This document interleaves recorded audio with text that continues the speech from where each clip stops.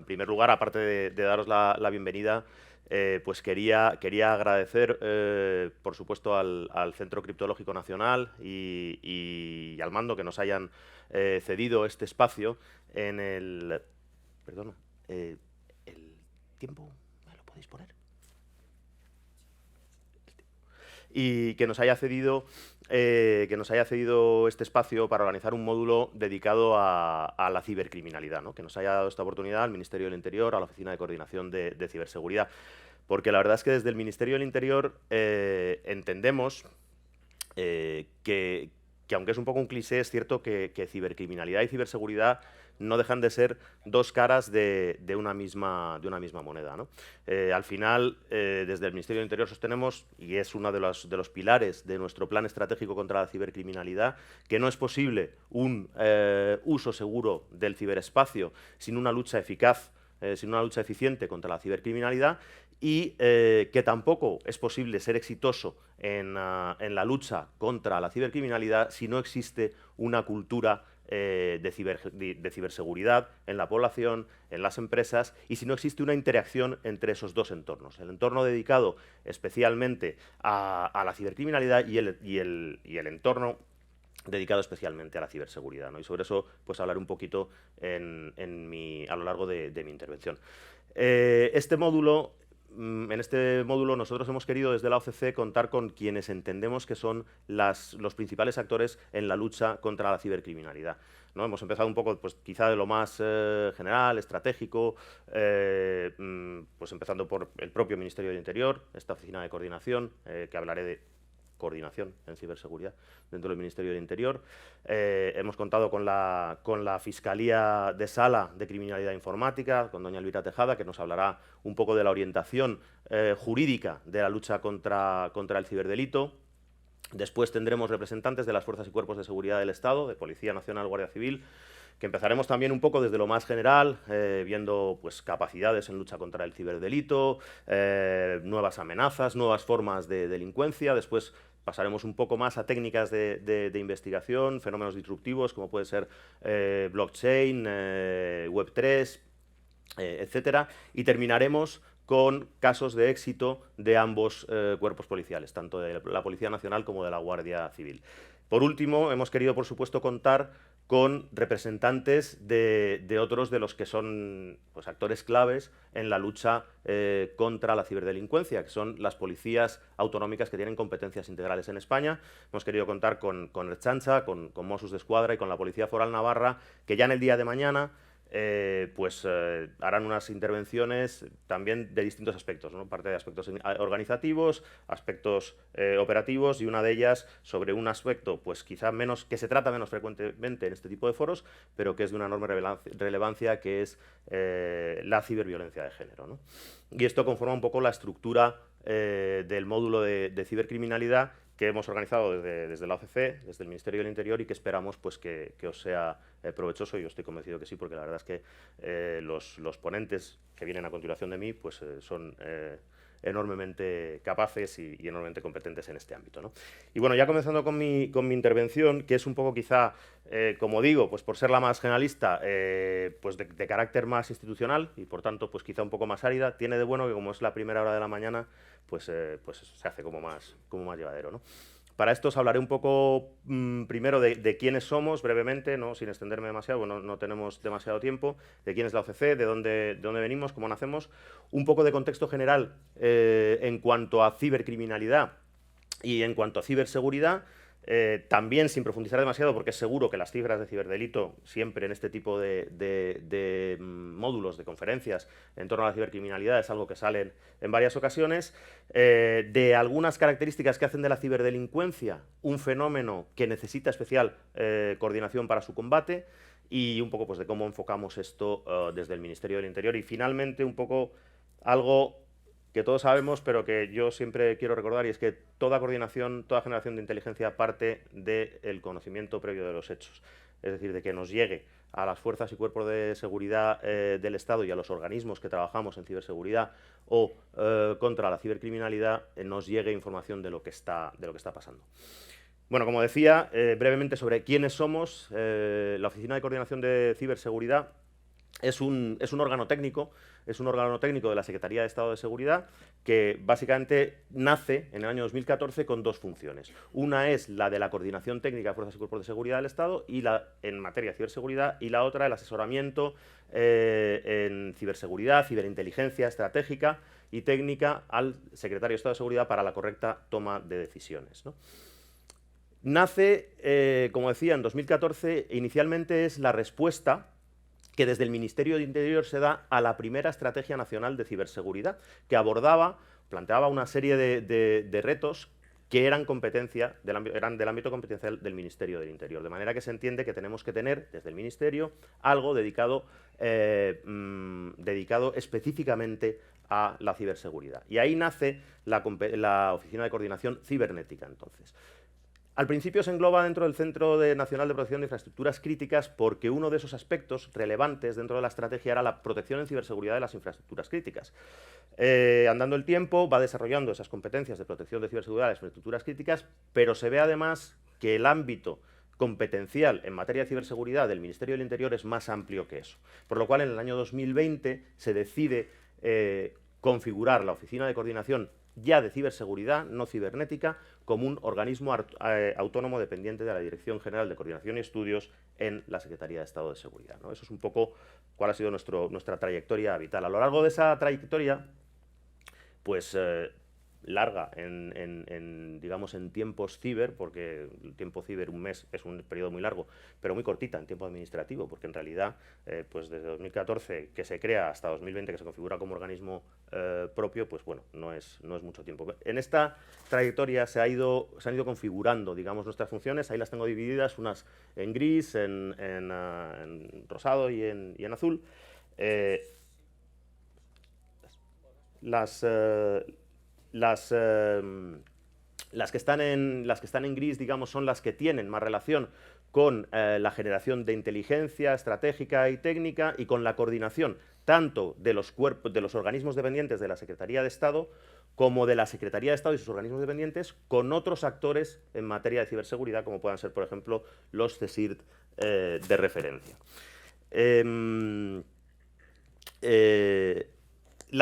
Las que están en rosa son las que tienen que ver con nuestro carácter de, digamos, ejecutor de la autoridad de la Secretaría de Estado de Seguridad en materia de infraestructuras críticas, todo lo que tiene que ver con el ámbito de la directiva NIS y con la coordinación, digamos, con la cooperación del CSIR de referencia para incidentes ciber que afecten a infraestructuras críticas, que lo cooperamos junto con INCIBE-CERT, somos parte del CER de respuesta, y el ejercicio de la autoridad NIS. Y luego las últimas funciones, bueno, tienen que ver con nuestra participación en el sistema de seguridad nacional a través del Consejo Nacional de Ciberseguridad y su comisión permanente, pero que en este caso y de cara al día de hoy, pues tampoco es necesario andar mucho en ello, ¿no?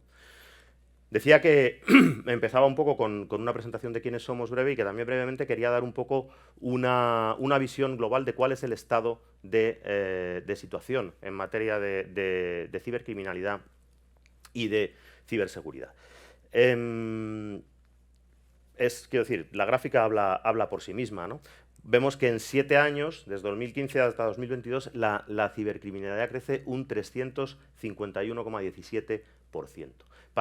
Estas son las estadísticas del Ministerio del Interior, ¿de acuerdo? El informe estadístico de cibercriminalidad que elabora el Ministerio del Interior en base a las denuncias, es decir, a las investigaciones realizadas por fuerzas y cuerpos de seguridad del Estado y autonómicas, ¿vale? Están incluidas las de las policías autonómicas.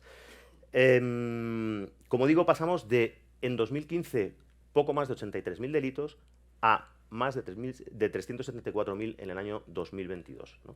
Es un crecimiento que, bueno, no es exponencial, pero es realmente importante. Y tenemos, por causas que yo no creo que sean achacables, desde luego, completamente a las fuerzas y cuerpos de seguridad del Estado, a aquellos que estamos dedicados a luchar contra este fenómeno, tienen un nivel de esclarecimiento muy bajo. No quiero aquí ponerme a quejar, pero es cierto que tiene los problemas de anonimización, problemas de jurisdicciones difusas, una necesidad, que luego comentaré, enorme de coordinación, etcétera, ¿no? Y hace que al final nos encontremos con un nivel bajo de esclarecimiento. Por eso es muy importante la relación entre ciberseguridad y ciberdelincuencia, que luego volveremos a comentar. hemos visto cómo crece la cibercriminalidad a un ritmo vertiginoso en términos absolutos. Pero si vemos la tasa de cibercriminalidad, es decir, qué porcentaje de la criminalidad global se corresponde con cibercriminalidad, es también muy ilustrativo, ¿no? Aquí vemos que desde el año 2015, que se sitúa en torno al 4%, hasta el año 2020 se multiplica por 4. Pasa al 16% en tan solo 4 años.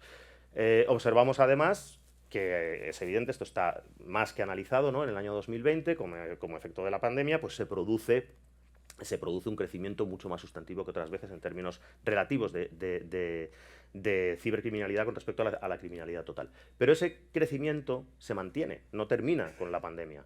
Se mantiene en los 2 años siguientes y se mantiene ahora. Es decir, se ha producido, igual que se ha producido un avance explosivo de la digitalización, se ha producido un desplazamiento de la ciberdelincuencia desde la delincuencia tradicional hacia delincuencias basadas en las tecnologías de la información y las comunicaciones, a veces dirigidas contra los sistemas, ciberdelincuencia pura, o a veces uso de las tecnologías para delincuencia tradicional. En la diapositiva anterior veíamos que un 90% es fraude, es decir, es una forma tradicional de delincuencia que se está sirviendo de las tecnologías de la información y las comunicaciones.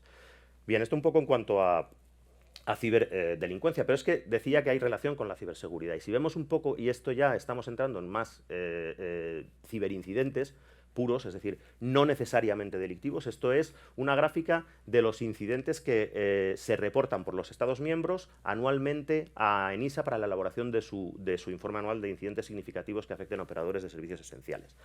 Pues vemos un patrón similar. Aquí hay delitos y no delitos. Son incidentes significativos de carácter ciber. Vemos que hasta el año 2020 hay prácticamente un estancamiento, sí, es un estancamiento, y en el año 2020, de nuevo como consecuencia de la pandemia, suben. 2021 se produce una estabilización, pero vuelven a subir en 2022. Es decir, esta tendencia está en todo lo relacionado con cibercriminalidad y ciberseguridad. Esto, muy brevemente, porque el tiempo me apremia, son de esos incidentes que se reportan a los Estados miembros los que proceden de España, ¿no? Que es una tendencia un poco, es ascendente, aunque menos clara, ¿no? Los he puesto, sobre todo porque después comentaré una cosa en relación con ellos. En esta diapositiva lo que quiero mostrar es que siempre, cuando uno pone esto, se queda con una impresión enormemente fatalista, ¿no? Dice, esto es el fin del mundo, estamos fatal, nada sirve de nada, la investigación no sirve de nada, la ciberseguridad no sirve de nada, pero si vemos esta gráfica, que está referida a los operadores de servicios esenciales, que además están catalogados como críticos en España, es decir, son los incidentes que los operadores de este tipo en el sector privado han gestionado a lo largo de todos estos años, observamos que esa tendencia no es igual. Abajo sombreado vemos cuál es la evolución de la cibercriminalidad. En la línea verde vemos la evolución de los incidentes que afectan a este tipo de operadores. Nuestra percepción es que algo tiene que ver, que son entidades con un nivel de madurez muy alto en materia de ciberseguridad, con medidas de ciberseguridad muy adecuadas y que además responden a los incrementos de los ataques que sufren en determinados momentos, ¿no? Es decir, sí hay una diferencia entre cómo crece la cibercriminalidad general o los ciberincidentes y aquellas con cómo crecen en aquellas instituciones que dedican mucho esfuerzo a la ciberseguridad. Bueno, con esto es un poco el panorama que quería dibujar general muy en grandes pinceladas de cómo estamos en materia de ciberseguridad y en materia de lucha contra la cibercriminalidad y un poco sus posibles relaciones, ¿no? Decía antes que tenemos un bajo porcentaje de esclarecimiento en los delitos basados en las tecnologías de la información y las comunicaciones, y que requerían además tenían unas necesidades especiales de coordinación. Nosotros valoramos 3 aspectos fundamentales por los que esa coordinación es más relevante que en otros ámbitos de la investigación criminal. Lo primero, la pesadilla de la transnacionalidad en la cibercriminalidad. Bueno, uno puede pensar primero, hombre, transnacionalidad hay en muchas más manifestaciones delictivas, ¿no? El crimen organizado es netamente transnacional, tráfico de drogas, etcétera, sí, pero es que cualquier delito, ciberdelito, la mayoría de los ciberdelitos, por pequeños que sean, no necesitamos organizaciones criminales, no necesitamos, por pequeños que sean, tienen esa componente transnacional y nos encontramos que el autor está en una parte del mundo, la víctima en otra parte del mundo quizá opuesta, y y el flujo del dinero pues corre por canales de otras jurisdicciones, ¿no? Es evidente que esto va a propiciar que aparezcan un montón de actores diferentes de diferentes estados. Por otra parte, tenemos la diferente motivación, ¿no? Tenemos, en el mundo de los ciberataques, tenemos ciberataques de motivación puramente criminal, económica, tradicional, como lo queramos decir, de motivación política, sponsorizados por estados hostiles, utilizando grupos criminales como proxy entre esos estados hostiles y la víctima. Ahí están un poco agrupados como si fueran por tipo, ¿no? El ransomware es combinado, pero en realidad es un poco mezcolanza. Nos podemos encontrar un DOS, que es una forma de extorsión para obtener dinero. Un ransomware puede estar patrocinado por un estado hostil o puede ser sencillamente una organización criminal. Es muy difícil diferenciar esa autoría. ¿Qué va a hacer esto? Pues que de nuevo diferentes unidades, diferentes cuerpos se dediquen, o diferentes entidades, desde policía, servicios de inteligencia, según el tipo de ataque con el que nos encontramos, sean los encargados de su investigación. Por otra parte, el tercer ámbito es los diferentes tipos digamos, de respuesta que provoca un ciberataque. Un ciberataque siempre es un delito, por tanto siempre va a provocar una respuesta de carácter penal, una investigación penal.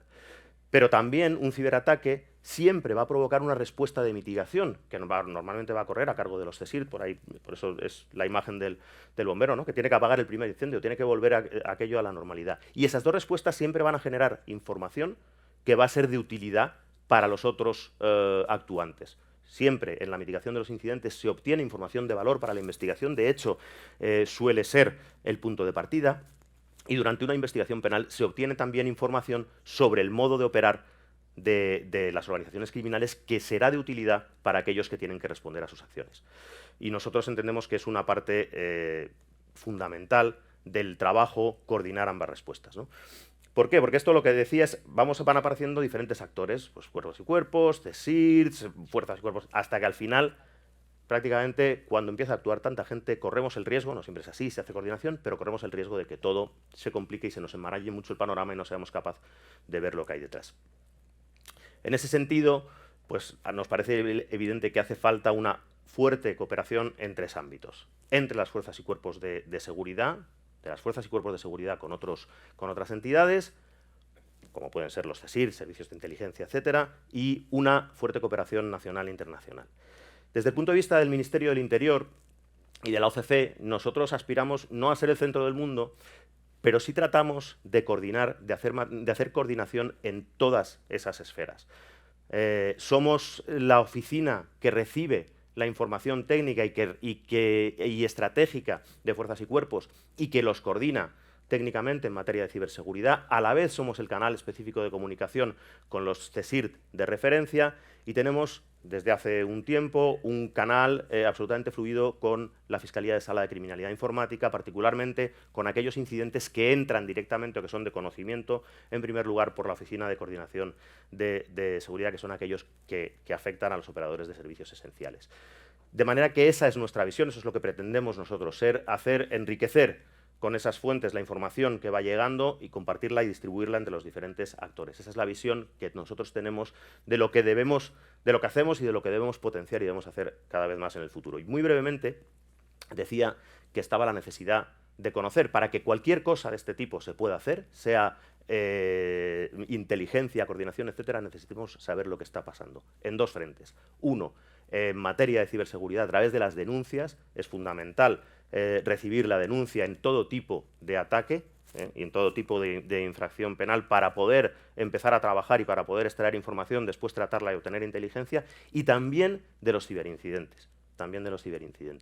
Aquí esta diapositiva es porque España da que pensar, ¿no? Tenemos un porcentaje, un peso, digamos, de un 10% en el ámbito de la Unión Europea, y sin embargo los incidentes significativos anuales que nosotros reportamos al informe de ENISA está en torno al 4% de los que se reportan en toda la Unión. ¿Eso quiere decir que somos mucho más ciberseguros? Pues la verdad es que no. Eso quiere decir que nosotros comunicamos menos incidentes significativos, muy posiblemente porque aquellos incidentes que a priori no se considera que tienen carácter delictivo no son muchas veces comunicados cuando deberían serlo, porque para tener un panorama de conjunto de todo este ecosistema, tenemos que saber qué tenemos en cada ámbito, qué tenemos en el ámbito de la ciberseguridad, qué tenemos en el ámbito de la cibercriminalidad y qué es común y qué no lo es y qué está al margen y qué es puramente ciberseguridad producida de manera incidental.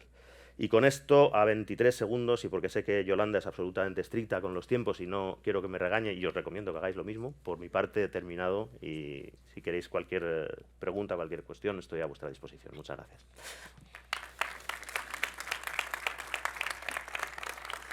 A ver, me pongo aquí a tu lado. Muchísimas gracias. Bueno, qué gran reto tenéis por delante. Creo que el mundo de la ciberseguridad va increciendo, como has dicho. Es verdad que los cibercriminales, los criminales están pasando de la criminalidad normal a la cibercriminalidad porque es muchísimo mejor. Es más barato. Es mucho más barato. En todos los aspectos. Solo un 15% de los delitos finalmente son perseguidos.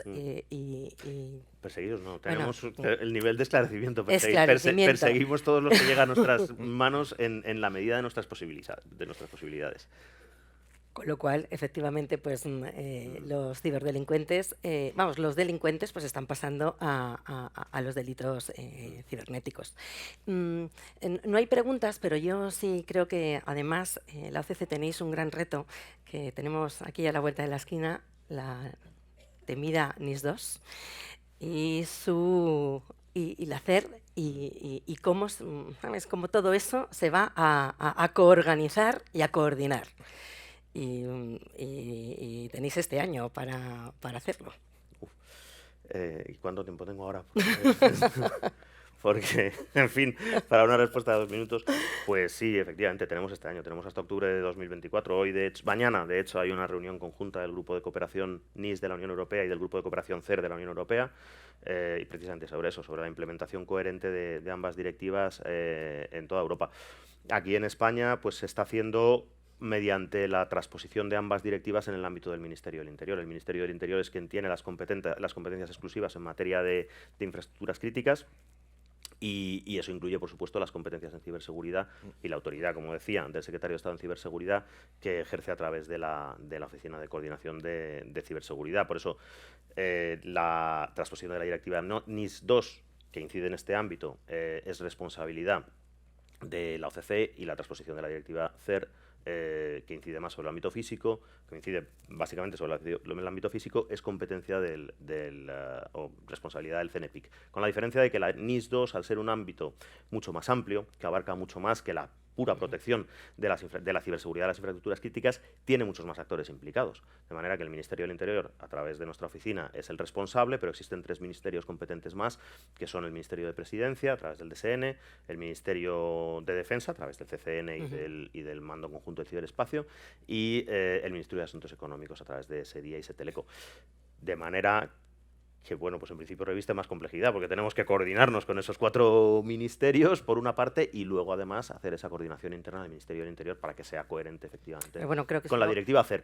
Pero estamos ahí. Es una buena noticia que sea un ministerio el que se erija un poco en coorganizar en todo esto, porque si no, ya sabemos lo que pasa, que cada uno va a ritmos diferentes y al final lo que termina saliendo, pues nadie está contento. Así es una manera también un poco, ¿no? Pues en eso estamos, en esa tarea estamos, efectivamente, precisamente, en intentar coordinarnos con los otros 3 y después en hacer nosotros esa coordinación interna de transposición de las 2. Pues nada, Álvaro, muchísimas gracias. Muchas gracias por habernos acompañado, por haber inaugurado este módulo y mucho ánimo. Pues muchas gracias. Y un aplauso, gracias. Muchas gracias a todos.